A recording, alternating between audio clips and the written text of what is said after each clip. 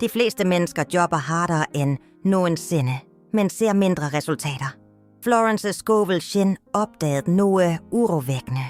Jo mere du presser, jo mere skyver du bort det, du virkelig ønsker.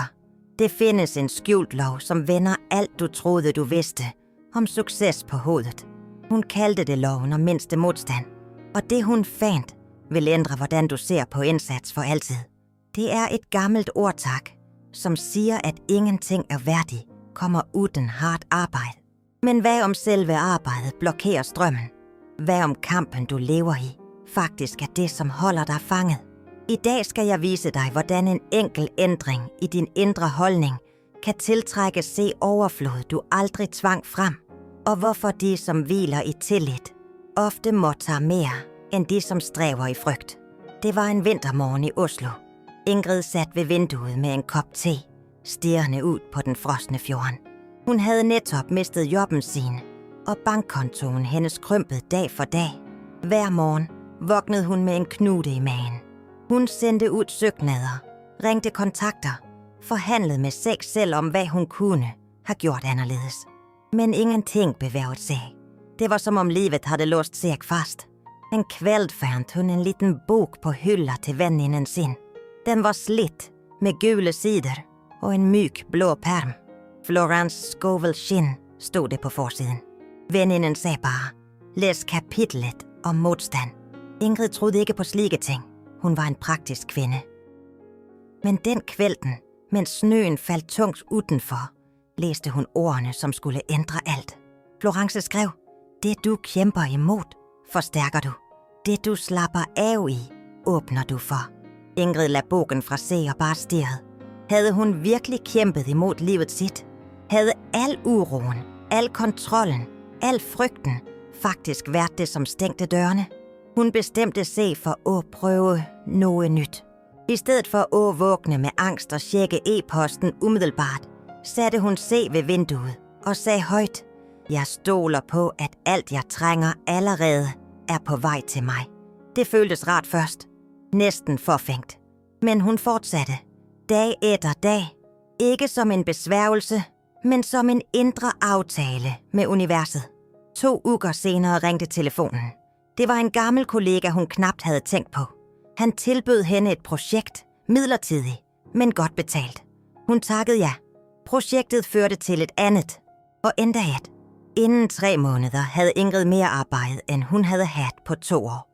Men det mest bemærkelsesværdige var ikke mængden. Det var kvaliteten. Alt føltes rigtigt. Alt flød naturligt. Dette er ikke magi. Dette er mekanik. Florence Scovel Shinn underviste i dette på begyndelsen af 1900-tallet. Og det hun forstod var revolutionerende. Modstanden din er magnetisk. Når du presser, sender du ud en frekvens af mangel. Når du hviler i tillid, sender du ud en frekvens af overflod. Universet responderer ikke på ordene dine.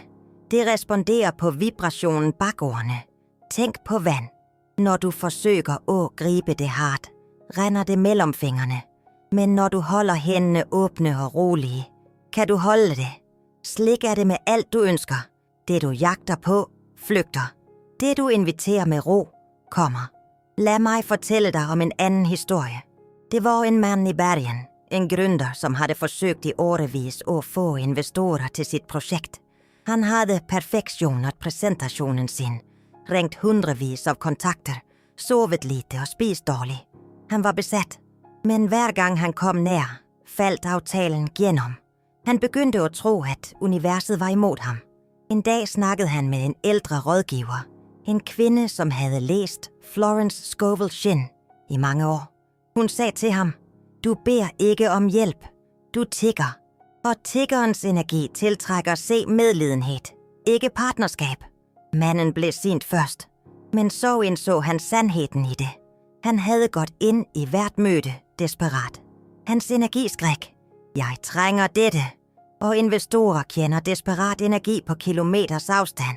Han ændrede tilnærmingen sin. I stedet for at jagte investorer, bestemte han sig for at bygge noget så bra, at investorerne ville jagte ham. Han trak sig tilbage. Han jobbede roligt, metodisk, uden tvivl. Han gik ikke på netværk med håb om en redning. Han gik dit med nysgerrighed og generøsitet, og inden 6 måneder kom 3 investorer til ham, uden at han bad om det. Dette er kraften i mindste modstand. Når du slutter at dytte, begynder livet at trække. Når du slutter at bevise, begynder du at tiltrække. Florence sagde slik. Gud kan ikke gøre noget for dig, hvis du ikke lader Gud gøre noget gennem dig. Og det betyder at slippe taget, at stole, at lade vand finde sin vej, i stedet for at tvinge det gennem en stængt kanal. Men hvordan gør du dette praktisk? Hvordan slutter du at presse, uden at blive passiv? Dette er spørgsmålet mange stiller, og svaret ligger i en subtil forskel. At slippe kontrol er ikke det samme som at give op. Det er at bytte fra tvang til invitation, fra kamp til flux. Hver morgen, i stedet for at lage en liste over alt du må fikse, spørg dig selv, hvad vil flytte let i dag? Hvad vil komme til mig, hvis jeg ikke blokerer det? Og så, i stedet for at handle fra frygt, handler du fra klarhed. Du gør tingene, som føles lette, selvom de er udfordrende. Du undgår tingene, som føles tunge, selv om de virker logiske. Florence Scovel Shinn fortalte historien om en kvinde, som trængte penge akut. Kvinden gentog affirmerende sætninger hver dag, men inde i sig troede hun det ikke. Hun slet. Så sagde Florence til hende, slut at bede om penge. Bed om Guds perfekte plan for dit liv, og stol på, at planen inkluderer alt du trænger. Kvinden gjorde det, og i løbet af en uge kom pengene gennem en totalt uventet kilde. En arveaftale, hun havde glemt. Et gammelt krav, som pludselig blev løst. Dette er mysteriet. Når du slutter at definere, hvordan noget skal komme, åbner du alle vejene. Når du insisterer på en dør, stænger du 1000 andre. Universet har ressourcer, du ikke engang kan forestille dig. Men det kan ikke bruge dem, hvis du står i vejen med dine rigide planer. Nå, kanskje du tænker, men jeg kan ikke bare sidde og vente. Jeg har regninger at betale. Jeg har ansvar. Og det er sandt. Loven om mindste modstand betyder ikke passivitet. Det betyder intelligent handling. Det betyder at handle fra fred i stedet for panik. Og det skillet ændrer alt. Tænk på en elv. Den presser ikke gennem fjeldet. Den finder den enkleste vejen. Men den stopper aldrig. Den flytter altid. Det er slik, du skal leve. Altid i bevægelse, men aldrig i kamp. Altid målrettet, men aldrig desperat. Det er en praksis, Florence anbefalte, som kan ændre alt for dig. Hver kveld før du lagger dig, sig dette. Alt modstand i mig slipper nu. Jeg lader den guddommelige orden lede mig. Jeg stoler på, at alt jeg trænger er på vej. Og så slip det. Ikke analyser det. Ikke tvivl. Bare slip det, som du slipper en sten i en indsø, og lad den synke. Hvis du gør dette i 30 dage, vil du begynde at mærke noget mærkeligt. Ting ordner sig. Ikke altid slik du forventede. Ikke altid slik du planlagde. Men de ordner sig. Mennesker dukker op. Muligheder åbner sig. Løsninger kommer. Og det føles næsten som om livet begynder at samarbejde med dig, i stedet for at modstå dig. Dette er ikke religiøst. Dette er energi. Det er fysik på et niveau, videnskaben endnu ikke fuldt ud forstår. Men du trænger ikke at forstå det, for at bruge det. Du trænger bare at slutte at blokere det. Og du blokerer det med bekymring, med kontrol, med mistillid. Hver gang du siger, hvad om det ikke fungerer, sender du en kraftig melding til universet. Jeg tror ikke på dig. Og universet, som altid er neutralt, giver dig mere grund til ikke at tro. Men når du siger, jeg stoler på processen, selv når jeg ikke ser resultatet endnu, sender du en anden melding. Og den meldingen tiltrækker se-bevis. Små først, så større. Og til slut begynder livet at ligne på et mirakel. Selvom det bare er den naturlige rækkefølgen af en justeret frekvens. Ingrid, kvinden fra Oslo, sagde til mig senere. Jeg skjønte ikke, hvad som skete de første ugerne. Jeg følte mig næsten skyldig for ikke at være mere bekymret. Men så indså jeg, at det var netop det. Jeg havde byttet ud angst med tillid, og alt ændrede sig. Det var ikke livet, som ændrede sig.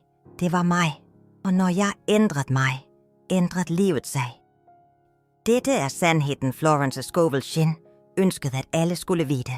Du er ikke et offer for omstændigheder. Du er en magnet, og det du tiltrækker dig, er altid et spejl af din indre tilstand. Hvis du er i kamp, tiltrækker du kamp. Hvis du er i fred, tiltrækker du fred. Og fred er ikke fravær af handling. Det er nærvær af tillid, mens du handler. Så nu vil jeg bede dig om noget. Hvis denne ideen giver genklang i dig, hvis du kender noget, som rører sig ind i dig, mens du hører dette, del det med nogen. Kanskje nogen, du kender, som sliter akkurat nu. Kanskje nogen, som jobber hardt, men ser lidt tilbage. Send dem dette, og skriv i kommentarfeltet under, hvad er du klar til at slutte og presse på? Hvad er du klar til at stole på i stedet? Lad os bygge et fællesskab af mennesker, som vælger tillid over tvang. Og hvis du vil udforske mere af det, Florence lærte, hvis du vil dykke dybere ind i disse lovene, som styrer overflod og flyt, abonner på denne kanalen. Vi lægger ud ny visdom hver uge. Rolig, dybt, ærbødig. Dette er ikke underholdning. Dette er transformation. Lad mig give dig et sidste billede og tage med dig. Tænk på en sommerfugl, som kommer ud af puppesækken. Den kæmper lidt, men hvis du hjælper den, hvis du klipper sækken åben for at gøre det lettere, vil den aldrig fly. Kampen er det, som styrker vingene. Men mennesker er ikke sommerfugler. Vi er ikke ment at kæmpe mod livet. Vi er ment at danse med det. Og når du lærer forskellen mellem nødvendig indsats og unødvendig modstand, ændres alt. Florence sagde, det du velsigner dig. Det du forbander dig. Så velsign der du plejede at klage. Stol der du plejede at tvile. Slip der du plejede at gribe. Og se hvad som sker. Ikke i morgen, ikke næste måned, men over tid. Sagte, solid, sikkert. Livet er ikke en kamp. Det er en strøm. Og når du slutter at svømme mod den, opdager du, at den altid har båret dig dit du skulle. Du trængte bare at stole på det. Tak for, at du lyttede. Tak for, at du åbnede hjertet dit for denne sandheden. Og husk, det du søger dig også. Slut at jagte. Begynd at invitere, og lad overfloden finde dig.